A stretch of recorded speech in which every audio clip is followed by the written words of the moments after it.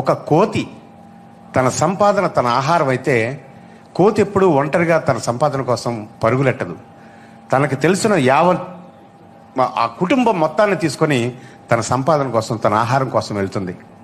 ఒక కాకికి తన సంపాదన ఆహారం ఎక్కడైనా కనపడితే తన కాకి జాతినంతా కూడా కావు కావు కావు అని పిలిచి, ఇక్కడ ఆహారం ఉంది రండి అని తన సంపాదన గురించి అందరినీ పంచడానికి ఆ పక్షి ప్రయత్నిస్తుంది.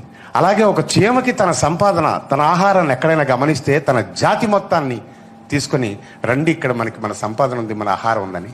కానీ ఒక మనిషి మాత్రమే తన సంపాదన తన వారసులు మాత్రమే ఎంజాయ్ చేయాలని అనుకుంటాడు. అది అందువల్లే సమాజం ఇంత వెనకబడిపోతుందని నేను గమనించిన విషయం. Service is God, turn to God before return to God అనేది నా నినాదం. పేదవాళ్లే నా కుటుంబం, పేదవాళ్లే నా పేరెంట్స్ అనేది నా ధ్యేయం, నా మాట.